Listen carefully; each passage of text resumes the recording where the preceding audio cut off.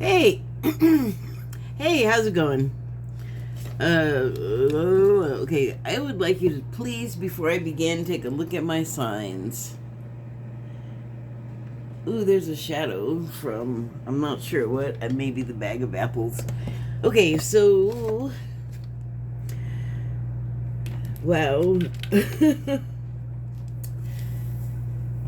there has been like a lot of crazy strong energy and weather out there and all that good stuff. And hold on, I need to adjust. It is well, like there's a hurricane on the opposite coast of the country I live in the United States. But that doesn't mean that I'm unaffected by it, like I'm aware of it because I knew it was coming because I pay attention to the weather and I know how strong those storms are, and I know the place where it landed in Florida. Florida tends to flood when it's sunny, so like no rain is happening, and that's concerning to me because people live there. And what I have not done is investigated whether there's some sort of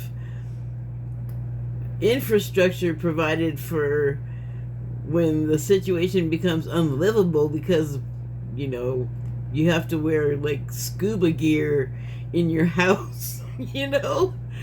um and maybe it's Katrina damage that I also was nowhere near, but I have like a personal, like, family connection to the area, and that I guess makes you care more, even though I don't know any of those people and haven't been there since I was a child.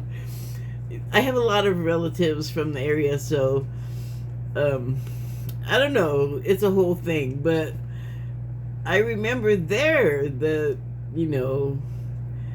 the black community in particular was actually on the news because they could not get out because they were like poor or whatever and other stuff. I don't want to get sidetracked, but that kind of made me, I mean, I'd seen them on the news and everywhere for my whole life, but that one made me like really pay attention. And also in the aftermath, like the land in Louisiana is going underwater, so it's like an echo of the same concern with Florida. and it's, I'm not so worried about the land. Like once the people vacate whatever they got stuck on there, it's gonna be nasty and greasy and chemically and probably unhealthy for miles and miles and miles, but it'll take care of itself. It's we people that I'm concerned about, because in the Katrina situation, those people, and also, by the way, there were plenty of other people that were poor that didn't get out, that they showed that were white, but I didn't really notice at the time, but I just became aware, like, where I didn't hear him say anything about the native people, the indigenous people to the area, and they are there. Although, if the community retained any sense of their indigenousness, they were well aware of what was coming in their own ways, like other than the Weather Channel, or MSNBC or whatever your news thing is or was. But they're in Florida too, and do you ever see their communities? I think there's reservations there. I'm not sure. It's like they're invisible, even more invisible than other minorities. They're just not. They're not even mentioned. But I happen to know that Well, God, I guess like every other community, some of them are wealthy or, you know, better off than poor. And then, like, probably the majority of them are, the rest are poor. So I hope that, you know, we can include, like, everyone, you know, in our concern and in our prayers, because especially in these situations, it's needed. So, what I wanted to talk about today was I had this phrase sort of go through my head one day, and I was like, it's something you hear all the time. You say it, you think it maybe, but we're all pretty well acquainted with us American English speakers, or, you know, English speakers from the States.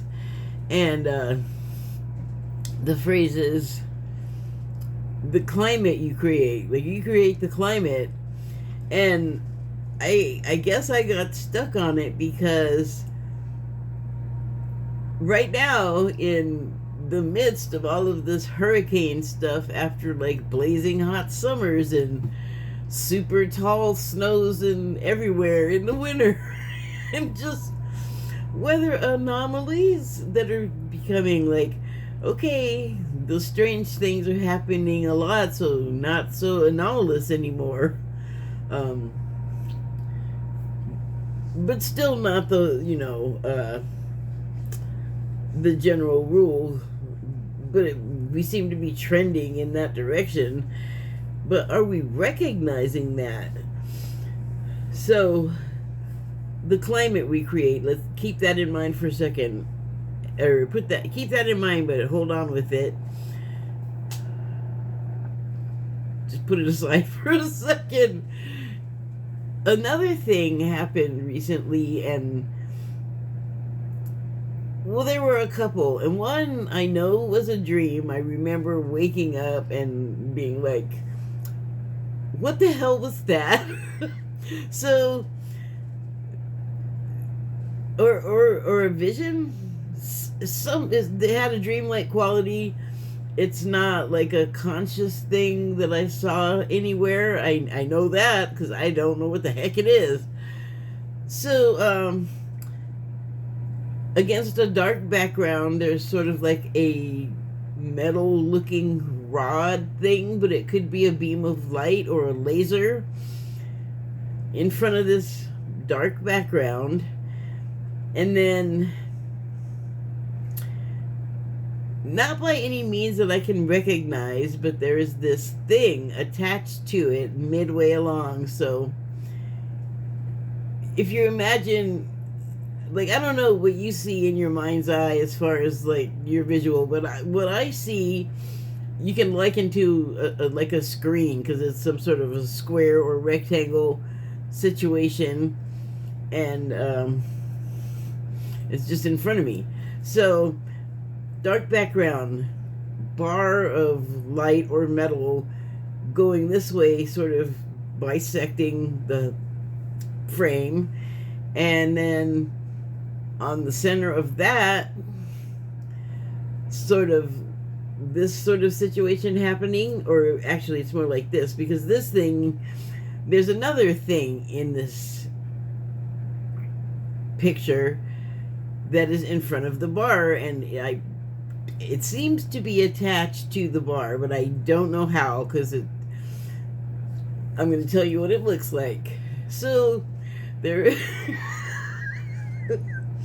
this Italian dessert called tiramisu, and I've never had it, but I've seen it made, and I guess it's like finger cookies, and they pour coffee on it, and then some sort of cream, like whipped cream or something, is involved, and shaved like chocolate and cocoa powder. So it's like that stuff. Seems like wet or moist or something. And then there's also this other thing that I used to see on television, which I also never tried, but it was like, it advertised itself as a tiramisu-like dessert, frozen dessert thing, some kind of thing. Like tiramisu, you pretty much got to get in a restaurant or a bakery or make it yourself.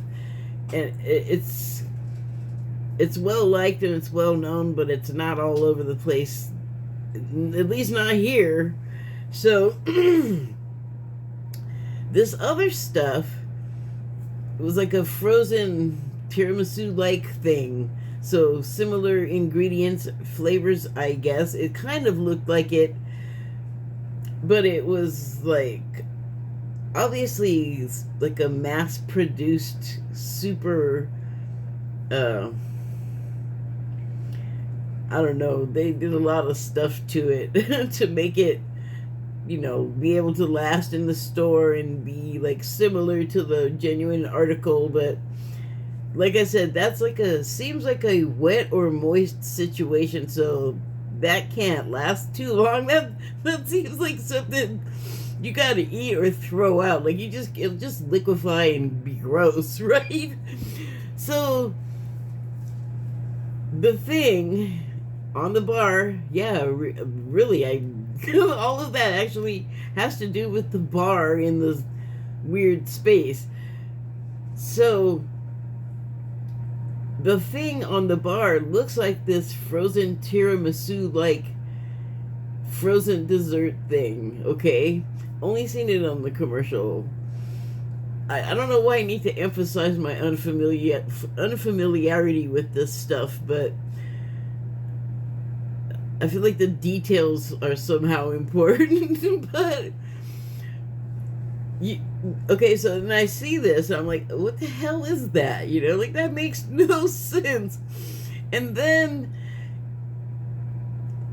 it's like slow motion or something, and it starts to like stretch like it's being pulled, but there's nothing I can see pulling on it. It's just like, oh wow, there's like some serious forces action happening there.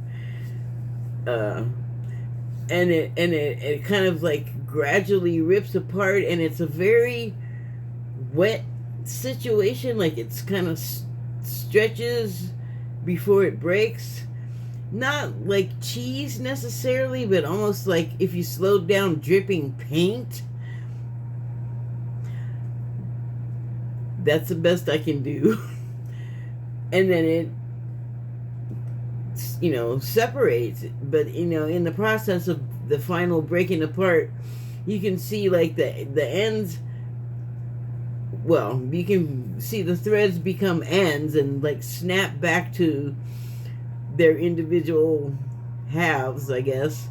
And then this kind of goes away, but there's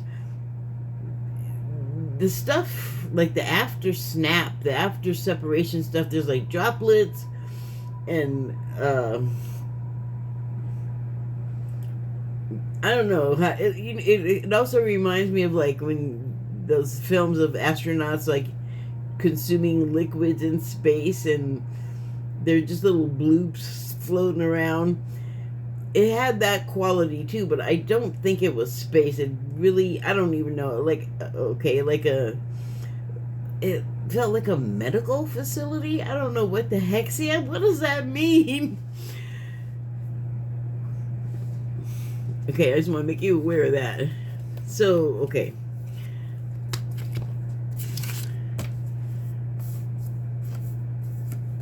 The climate that we create, there was, I almost hate to even say it again because it's just been trod upon us, trodden on for so, like, so intensely, so fast. I hate to bring it up, but the climate created by the eating the cats and the dogs.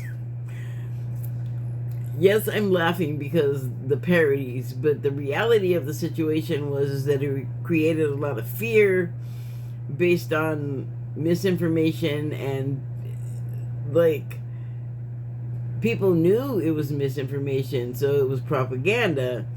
Even to the point where so brazenly, I believe it was national television, the Republican vice presidential candidate said, well, we had to lie to draw attention to our issues. It's like, Get better issues. Don't be lying to people and then you just admit it, but thank you. Thank you very much. Okay. Good job. Keep going. But seriously though, like in the area where the attacks upon the Haitians' character and reality took place, the whole area suffered from it. You know, like bomb threats and, you know, other threats of violence that people are having to like hide from and, you know, not go to places. And then if your kids can't go to school and you're not set up for it, and then maybe you can't even go to work also, you know, like the first responders would get all messed up. It's like a whole cycle of somebody saying something stupid to get an effect really messed things up for people. And that's, I don't think, a great way to get your point across, but that was the climate that they created to that end. So, okay, and so I mean the people that took up the known lie and ran with it as if it were true, and just wouldn't stop or won't stop. I don't know if it's still being talked about. There's probably something else. The moon cycle, the news. There's probably something else the news cycle has moved on to. Good grief, blah blah.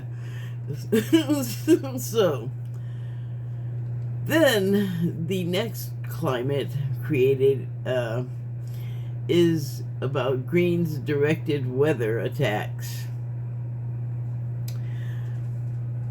Get ready for me to sound as nutball as her. So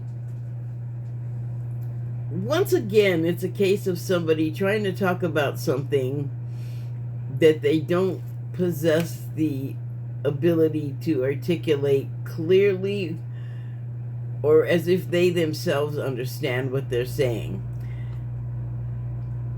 Unfortunately or fortunately, I was able to decode that stuff because it also plays into the space laser things. And just to be nutty cuckoo, I'm going to throw in the remember the diplomats and the staff of whatever, like American Embassy in Cuba, with the ear attacks, the sound attacks. So, okay. As far as the weather thing is concerned, I believe the technology has moved far beyond mere cloud seeding. I think that is just what we are allowed to know about around that, and it's enough to give us something to have to say, but I don't think that we have any real idea of what they're actually doing. Because as everyone has said, some things have been done, can be done to affect the weather. From a source outside of those that everyone has seen, from someone that channels spirit and from the other side, they get information. This person says, yes, they have the ability to control weather to a degree, except for they've lost control of it in many cases. So just want to like put that out there, and I want to remind people that at the beginning I wanted to bring your attention to my signs so that you will remember that this is opinion commentary. Nothing is written in stone here. You can do as many people do. From as far as I can tell from my analytics, you can just click me the heck off. So, I can't even articulate very well what level of manipulation that can be done to the weather, but I suspect it's a whole lot more than cloud seeding, and I think that it probably does have something to do with some sort of, I don't know if it's laser, what kind of beam. It's some type of frequency. It could be light, it could be sound. It is very likely both. Uh,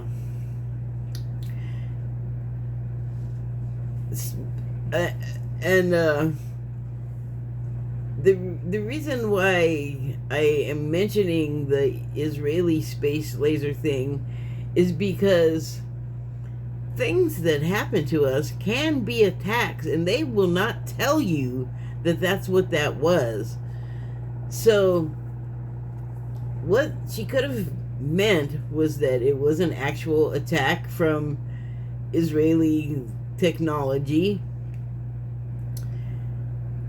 And the reason why I say that could be plausible was the third thing that I brought up before. Can I remember what that was? Well, no, not at the moment. But let me just say that it was. I brought it up to prove that we can be attacked in this country, and I really don't think they would tell us if it wasn't obvious. Oh, right, the sound attacks. So it didn't just happen in Cuba. It has happened on U.S. soil, which is well, the thing the thing that I can tell you that makes me say that with any kind of authority is because there was an actual news item locally where it happened, somewhere on the East Coast, where there was a Russian chef that turned out to be some sort of, I want to say KGB, but I think it's FSB agent right now, whatever, Russian spy and double agent, or pretending to be something else, whatever. So he was a chef, he could cook, but that was his cover, that was his legend. So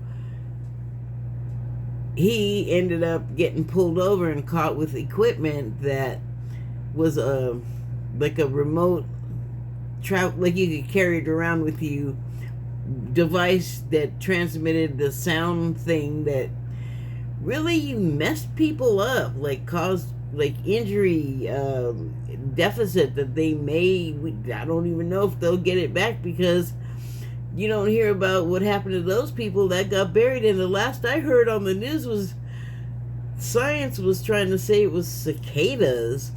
And I'm like, maybe if they held the mic of the broadcaster next to one, but I feel like the technology is a little more sophisticated than a bug or a mic next to a bug. Like, that just is an insult, actually, to all of our intelligence agencies. Who do you think you are? Well, you think you're better than us. I don't have to ask. I'm asking that. So, she created, with her talk of lasers, a climate of confusion, because she, less well than I did, tried to talk about what I just talked about. But what it created was also, with the confusion, people that kind of are like suspicious, or you might even say susceptible to conspiracy theories, because sometimes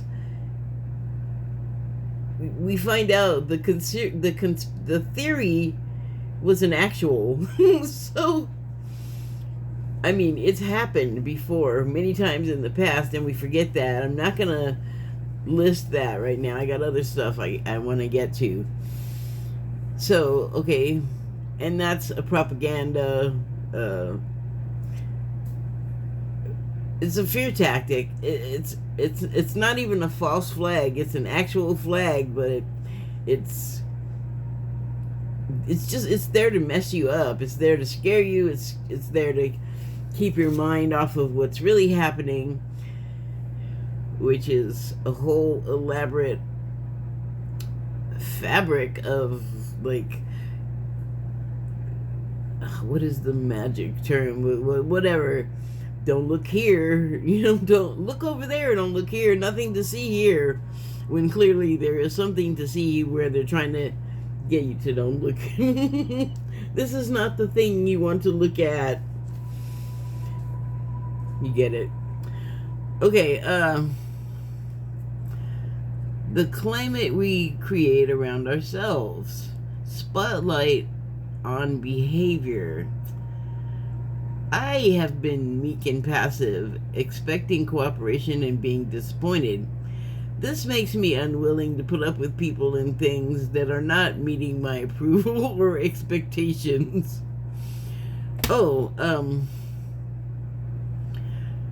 I put my notes out of order. I have to go back to something that Greene talked about. Marjorie Taylor Greene, to be clear. And that she came up with a directed weather thing, and that it was focused at like red areas. And there was an area that was projected to be hit directly in the path of that Hurricane Milton. So I don't know if it has yet. I'll have to see if I can find out if it was particularly affected. But I want to say that it seems crazy to think that an area can cause itself to be struck by lightning by God, right? It does seem silly, but I think there's reason to take it a little more seriously, because think about the way that we are just like, if you say biblical storm, you know that you're talking about flood, fire, earthquake, something devastating to, like, people and the places where people are trying to populate.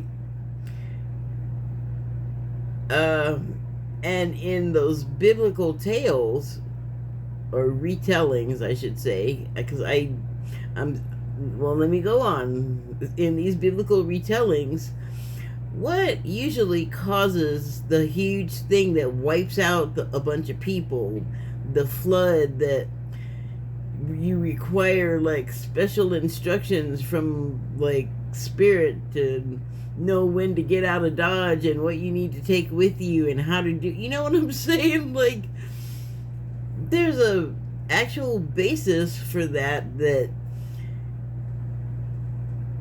I'm just saying, the storm path in Florida is being, like, a particularly bad example of the way to, like, love each other as human beings.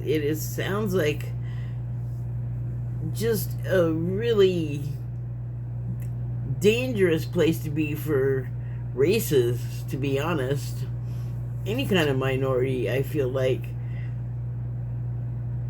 It's just like I want to put, like, in my mind, there's, like, a big picture of, like, a siren light, like a police bubble light over that state, just all beware, caution.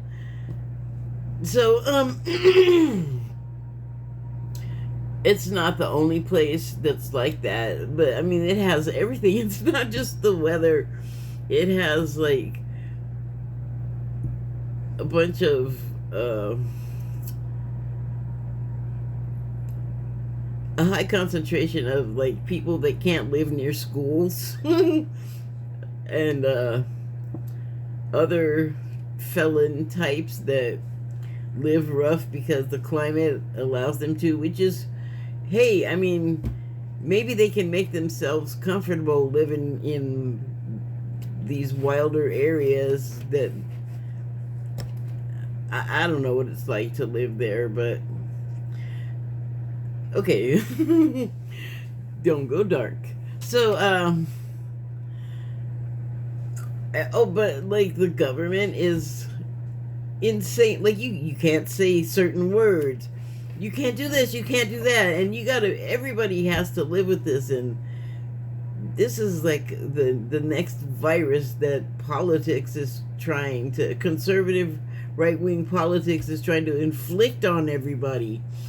And I feel like that's kind of what that pulling apart, that's one part of that pulling apart. Like, I guess the weird dessert is like us in all of the different versions.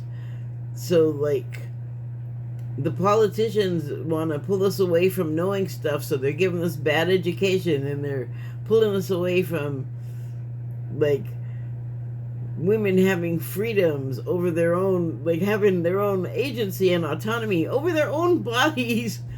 And it's so insane because there's no equivalent prohibition on men. If you look at history, again, women have been getting the short, sharp end of the stick for a long time. And yeah, it's the climate for women and races there is not conducive to life in a lot of cases, too many cases. And where are the stories of the native people there? You have to go looking for that. That is terrible. I think that is my opinion. Because it's not like, just because they're out of mind and out of sight doesn't mean they stop being. They're like in the world with everyone else, but don't want to go down that road. I have others to travel. So, okay, I think I'm done with Green and her directed weather thing, but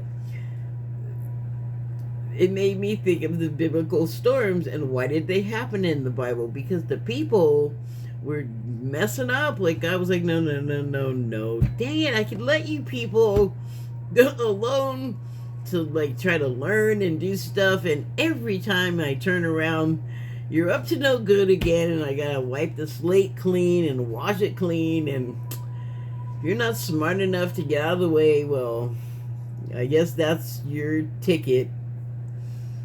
I don't know. Okay. So, I had seen this thing on YouTube, and it was like a psychological thing this doctor was talking about, a condition. And it's, of course, I didn't write down anything or take a note. I don't remember. Okay, well, anyway, it talked about when you, your home is your refuge, and it's your the only place where you can feel peace really. And it just occurred to me, like, it must be this way for the people that can only poop at home, which I feel so bad for you, because, like, sometimes I gotta go when I'm not at home, and I'm not gonna hold that in. That's unhealthy. And sorry, getting sidetracked, but anyway, but I have used a device often in my essays when I talk about women getting home from their day, and the first things that happen is the shoes come off and the bra comes off. And because you have to wear these things that are uncomfortable and restricting because you're required to look a certain way at the job, and I've always rebelled against that. Again, don't want to get sidetracked, but because you can do that when you come home. You can take off the things that are making you uncomfortable and let it all hang out and get comfortable, you know? And I definitely didn't associate it with any kind of like psychological thing, but I don't have anything that I'm coming home from like a job anymore, but coming home is my refuge. It's like the most unforgiving place, the most comfortable place. It has everything set up the way I like it, the way I need it. I have things in it that make me happy. I can just go over here and this is the thing I want that I is gonna make me happy, and I'm gonna do a thing that I'm content with and relaxed and say.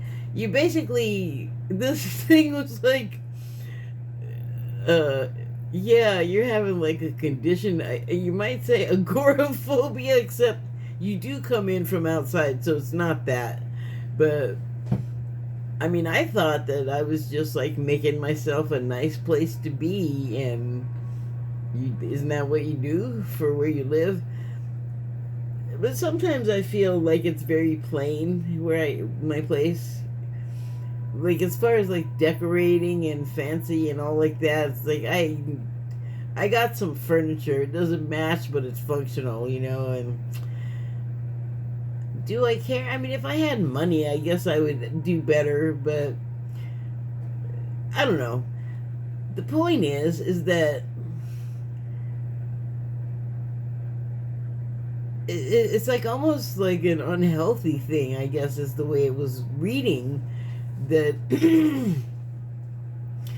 your association with your home is that strong. And now I'm saying it out loud and it sounds kind of nutty. Like, it sounds normal that you would want to have that, but I will say that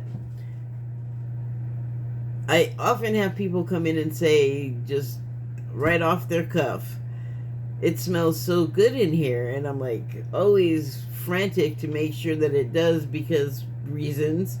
And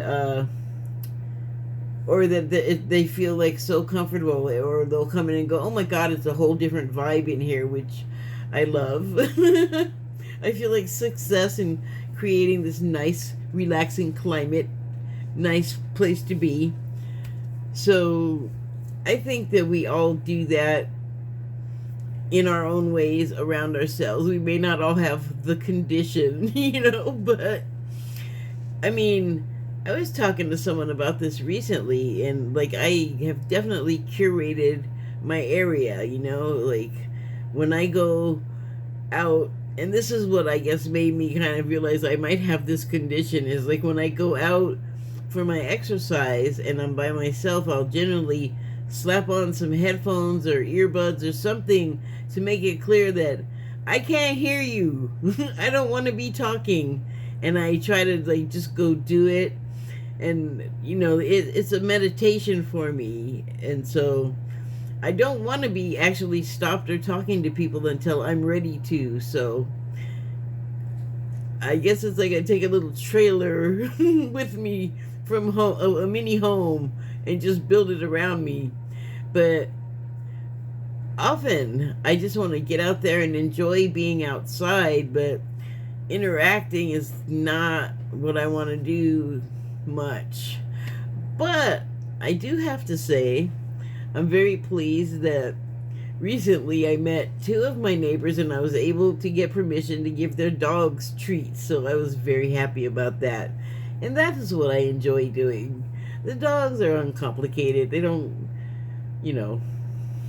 say stuff to you. But I do my thing and then I run back home. So I was like, yeah, I might have the condition a little bit. Okay, so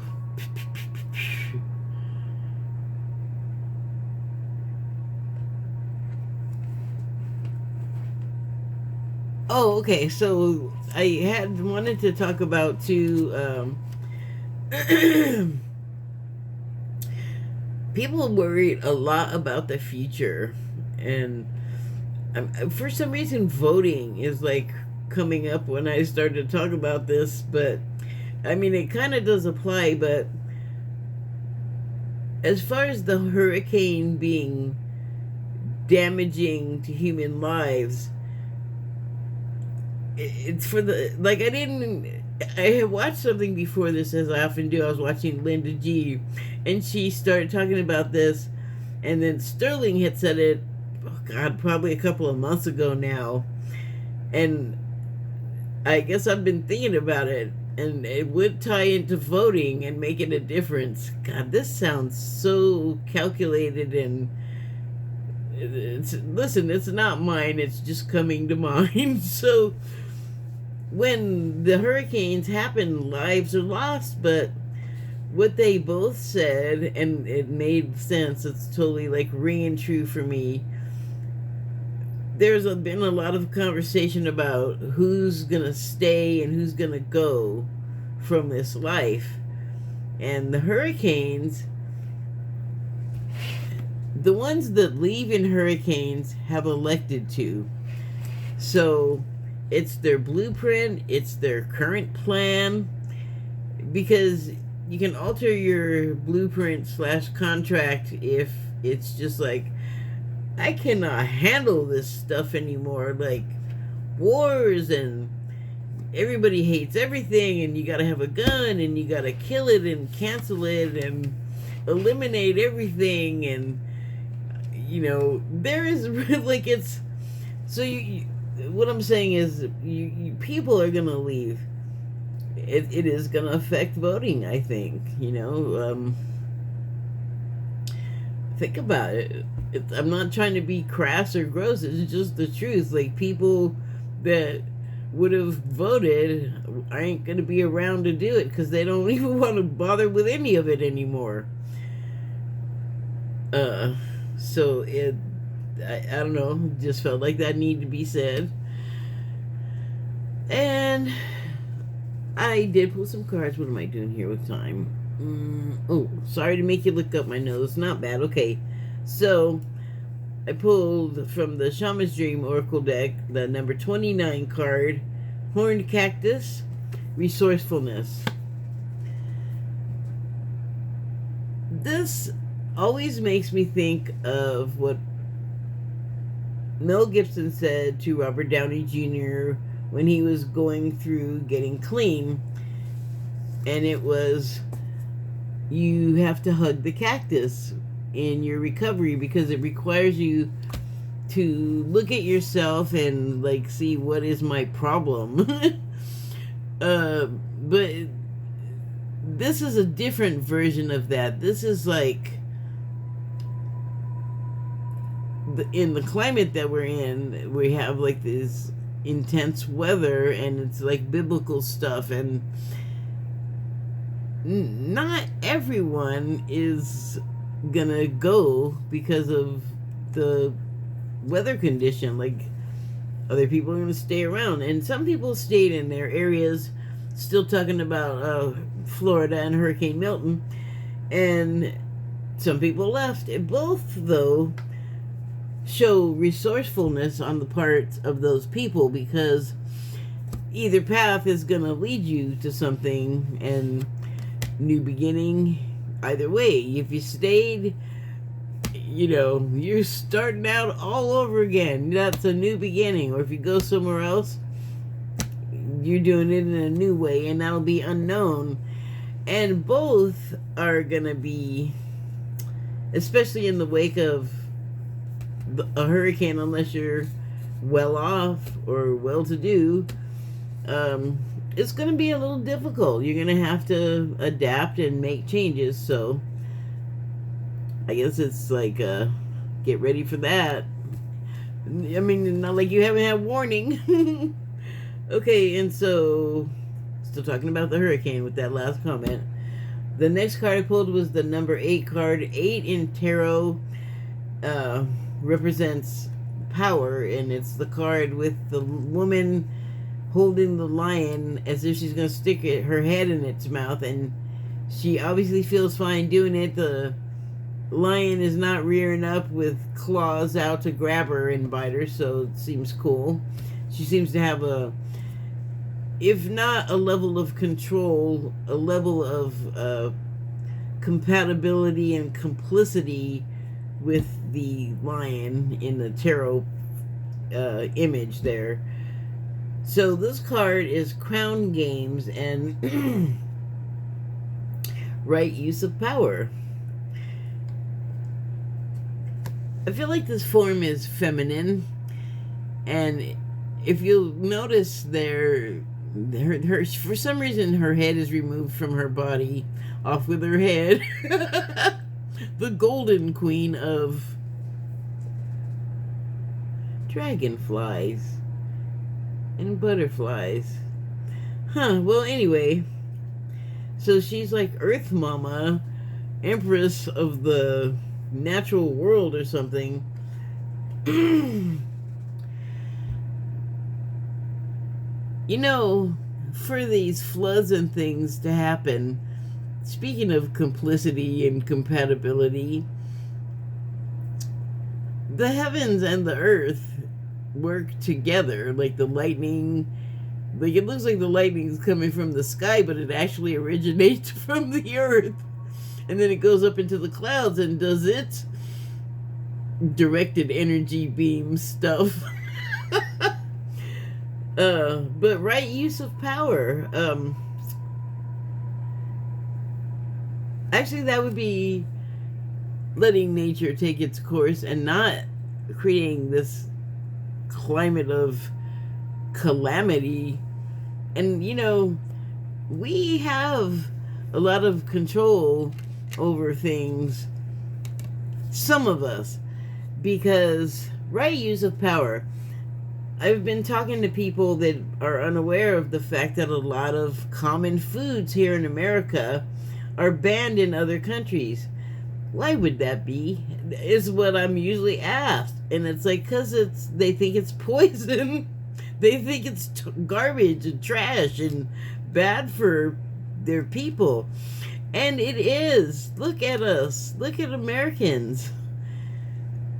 If you know, like, what sickness looks like on somebody when you look at them, and I don't mean you even have to be psychic, like, if someone's liver ain't working right, there are things you can look right in their face or look at their skin and directly attribute to, oh, something's wrong with their liver. So a lot of us don't even know that. So we have people that are sort of our rulers or our leaders that know things that are the actually direct cause of the additives that are unhealthy and poisonous for our natural good health, which can be derived from the earth actually, and all of the stuff that's artificial is like a man-made recreation of the pre-existing natural stuff. Head games. Why are you playing games with our heads? We have to adapt and learn how to not play into that and give into it. And it's interesting that there's a cactus here, because the cactus you can get food and water from if you just know a few things about deriving nutrition from a cactus. Adaptability, resourcefulness. Next card I pulled was number 42, Netcaster. Preparations come to fruition. What do squirrels do when they get a nut? I mean, they eat it. What I've been discovering since I've been feeding them is they'll take a little nibble and then they'll bury that sucker. And then the raccoons will come along behind them and the birds and take half of them, some of them, most of them, I don't know. It's an ongoing battle of the saving and the stealing. But preparations come to fruition when you make them, when you actually are prepared in advance. And you can, in some cases, wait out a severe storm if you're resourceful enough to prepare in advance. And you can like prepare to stay, or you can you can get up and go too. Both, constitute a form of preparation that could save your butt. The Netcaster card, I'm getting like a straight fishing metaphor on this. Like, again, going to that resourcefulness. But you might not actually be anywhere near a fishing situation, but you gotta, like, massage the analogies to work with the situation that you're in, because you never know what you're gonna get. You could get something completely useful, obviously, in the moment, and you could collect something that you think it might be junk or garbage or something, but if you still have it and you don't just immediately get rid of it, you might come to find later, well, this is really useful and something that I need. And if you didn't keep it, then you might have to go running back looking for it or something like it, because, it was a thing I needed and I didn't recognize it because I don't know, made a overly quick judgment. So maybe that's something to be learned right there. Like, don't just initially write off something because you don't know what it's about. Like, if you ended up with it, maybe there was a reason. Like, maybe that was your opportunity to give this thing another chance, another look at usefulness, because you never know. Calm down. Coming to fruition, that's like the end stage of growth. Like, a seed is planted, it germinates, as in a pregnancy, it sprouts, as in a child is born, an idea, a plant. You get the progression from there, I hope. So preparations come to fruition. That also implies that in the meantime, you better have some stuff going on. And, again, I keep coming back to resourcefulness, because you just don't,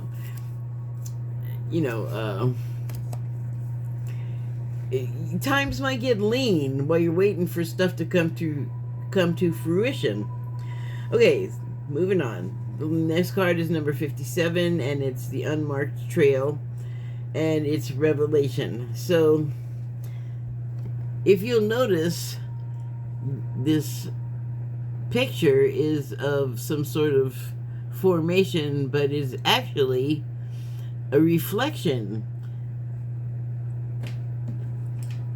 You can see here there's a central object, and then, like, that mirrors that, and that mirrors that, and that mirrors that. And it's like, I didn't see that right away.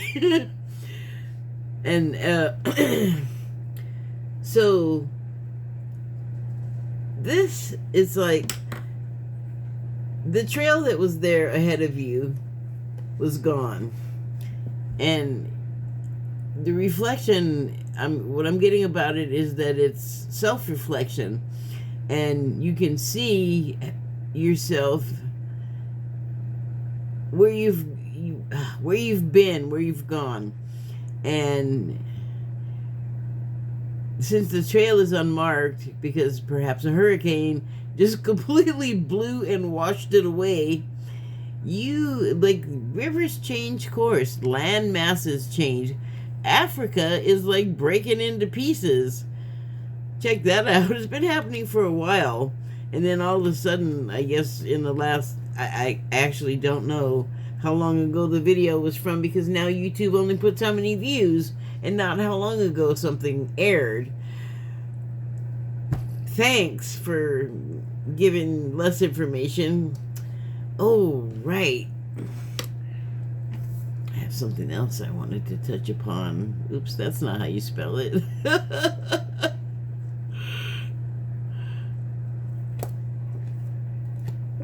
So a new path has been created, and here's what I remembered in the middle of that, and I should be talking about it too, I guess. Speaking of a new path and a revelation,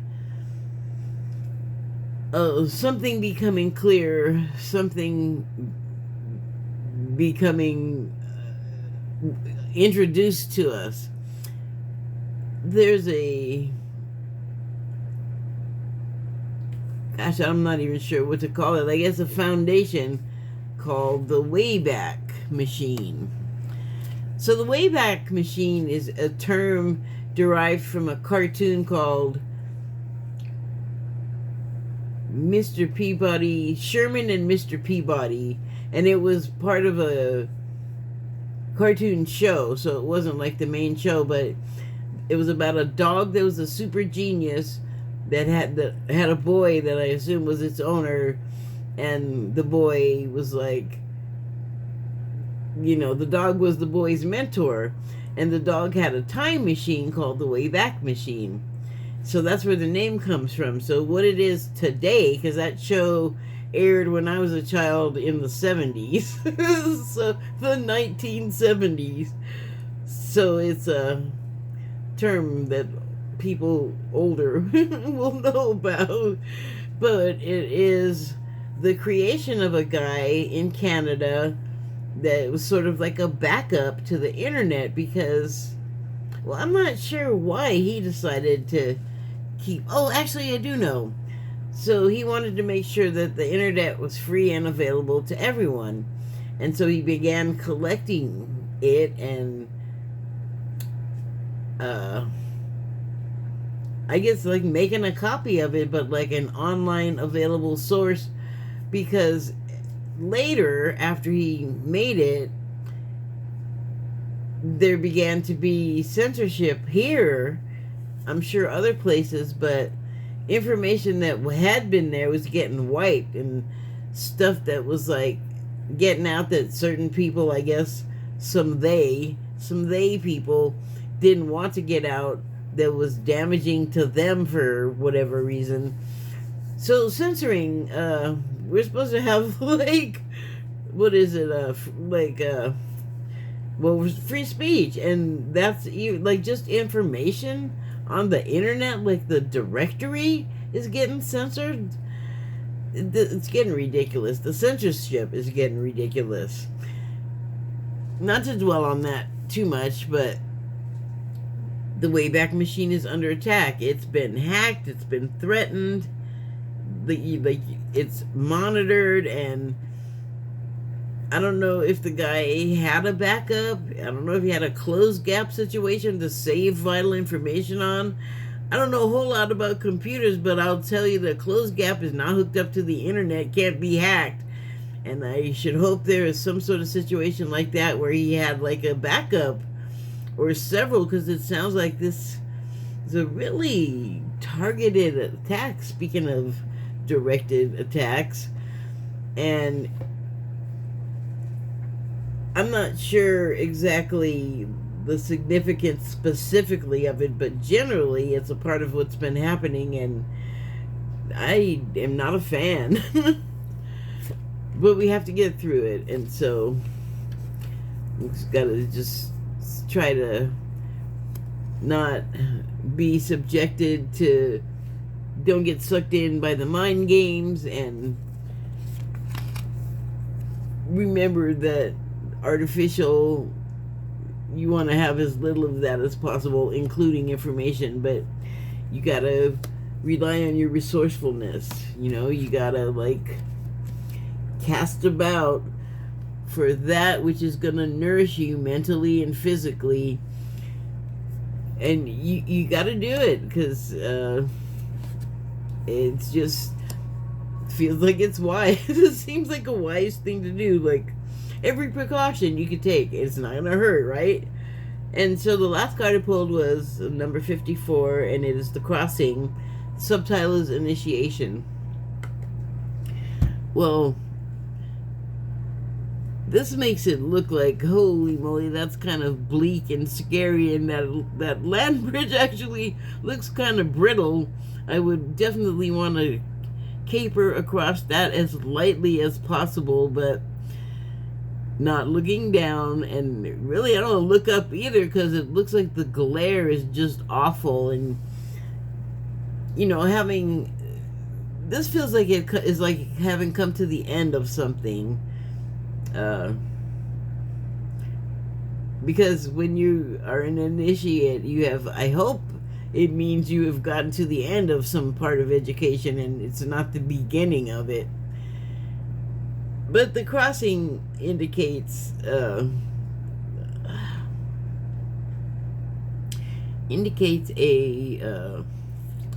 what do you call that thing?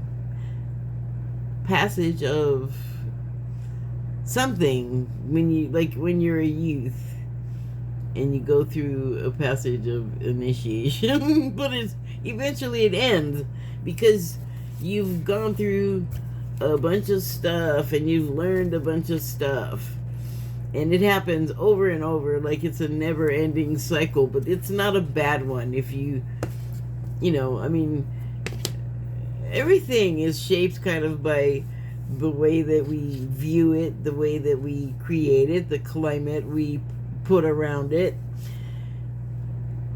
There's some stuff about climate stuff to consider. Thank you and good night.